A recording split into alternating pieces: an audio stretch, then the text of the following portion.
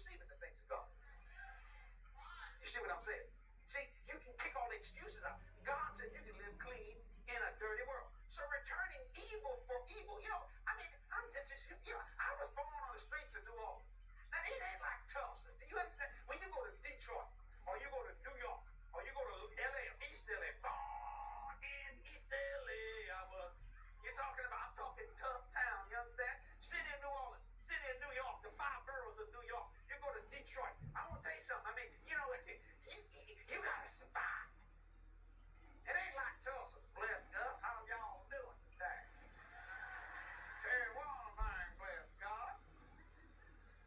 No, you go to New York, to Harlem. Yo, I'm gonna tell your head off, yo. What you doing in my neighborhood, man? It's called surviving. You don't ask anybody for something, you take it. You let them run off. You can't refuse. It's called the city. Hey, you ever seen anybody going to a barbecue in New York? Yeah. You don't go to barbecues. Hey, how you doing? You say, man, he'll look at you and go, hey, how you doing? What you want? You want some of me? What? Well, no, man, I don't want nothing. Just wanted to say hi. Hi what? I got high last night. It's another world. So when you return evil for evil, think about somebody does something bad to you. Returning evil for evil puts the energy of your will and the capacity of your intellectual ingenuity on evil side. Never become the slave to your enemy. You see, they think you want to strike back, but you can't. I'm going to be honest with you. When I'm hearing all this stuff, I don't like it. I hate it because I'm wondering what is the word. It happened. This is the second time this has happened in my life. 1974, we had Watergate. Now, when I had brown hair in the day, I could care less. I got saved on Labor Day weekend 1974, so I didn't care what Nixon did. That didn't make a lick of difference to me. Just get out of my face, because Vietnam was chasing me. I got out of high school in 1967. I graduated from high school on May the 31st, 1967. I wasn't even 18 yet, because I made 18 July the 9th. I got out on June the 2nd. I got a letter from the government. Hello! Gentlemen, I want you to report to the New Orleans Custom House for a physical for induction in the Army. I wrote them back. I said, I'm not 18. Well, by the time you take this physical, you will be. Do you like rice? Rice? Why? Because that's where you're going, son. Some call it Nam, Nam. We call it Viet. Not V8. Viet. Nobody would give you a job because, man, that's the way it's going to be. You go through this. This is part of it. What are we fighting for? Hey, man, we don't know, man. Now, you got to understand, Brother Jesse knows that I was a hippie. I had long hair. And when people say fight, I went, whoa, man, whoa, chill, man. You need to smoke this here. I said, I can stop this war, man. Just give them a big slogan. I think we'll stop the war, man. Ain't nobody going to fight nobody. I was full of the devil. I was full of the devil. See? I didn't understand that. In fact, I had a colonel tell me, boy, if you can get out of this, get out of this. Because his boy was killed in Vietnam. He said, we can't win this war and all kinds of stuff. So it was a really rough time in America's evolution. See? And you know why I didn't go to church? Because church people didn't live for God. Not the ones I knew. I would take my grandmothers. They were wonderful. I had one 4'11", the other was 4'9". I'm talking 2 little bitty women. But I had the 2 best grandmothers any man would ever have. Now you gotta understand, I was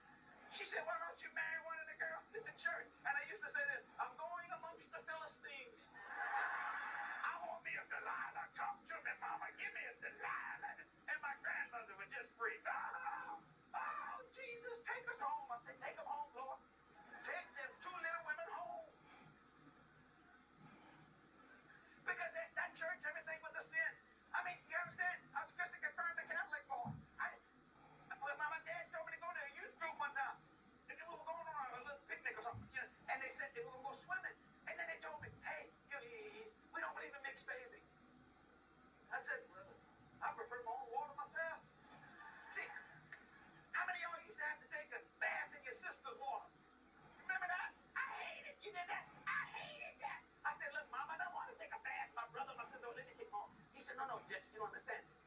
You can't swim with girls. You can't swim with girls. This ain't Tulsa, this is New Orleans. Not New Orleans, this is New Orleans. I said, why? He said, well, we don't let them wear bathing suits. Ooh, I like this church. Wow. Woo! Where they swimming at? He said, no, they can't. They wear dresses. Dresses? Now, what does a dress do when it gets in water? It lifts up holy hymns unto the Lord. I like this church. But you know what I didn't understand? These are holy girls. This is holy people. So I tried to appease my grandmother a couple of times. They got excited because I asked this girl named June. I said, would you like to go get a Coke? Yeah. And boy, my grandma said, oh, God, did it, Lord.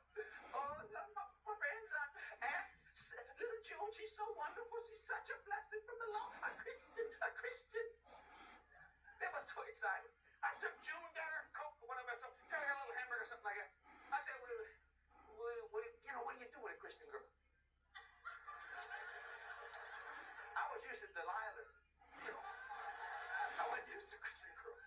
I listened to that. Say, what's happening, mama? Yeah. Get down with your bad self. I said, well, how about you? She said, well, what do you want to do? She said, what do you normally do? I said, you don't want to know what I normally do. She said, no, what do you normally do? I said, well,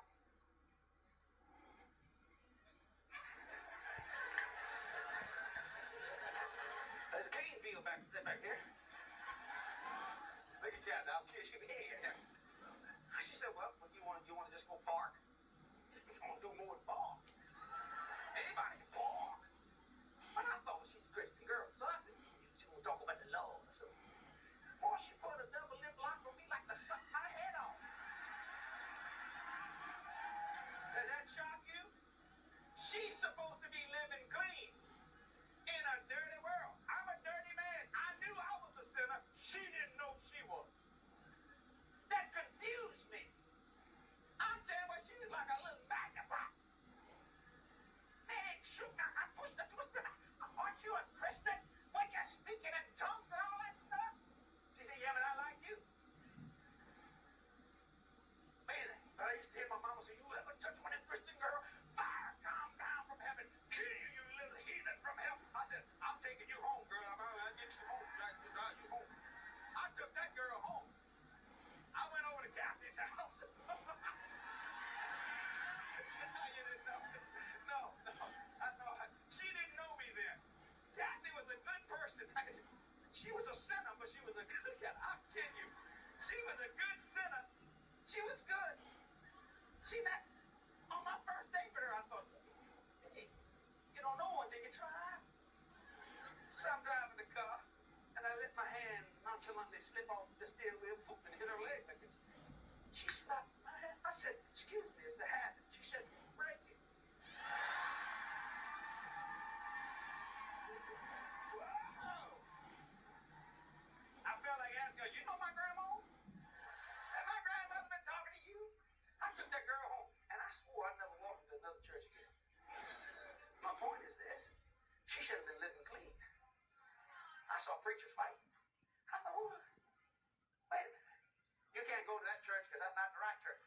Well, since when your church was the right church? And how come that church got way more people in your church? It said yours is the right church. And if it's the right church, how come you can't pay the light bill? And if God's there, where is he? My point is this. Never become the slave of his master. But they told me, well, you just got to sin every day. No, you don't. You know how you stop sinning every day? You control your mind. How do you do that? Fill your mind with things that are beautiful and truthful, and evil will find no place in you. Let me say that again, if you write notes. Fill your mind with things that are beautiful and truthful, and evil will find no place in you. Philippians 4 verse 8. Think on these things. Whatsoever is lovely, just, good report, pure, virtue, whatever. And so when something comes in my mind that's not lovely, just, good report, pure, I go, oh, no, shut down. That is not beautiful, and that is not fruitful or truthful. I'll not have it be, my mind will not be a garbage field for Satan to throw garbage.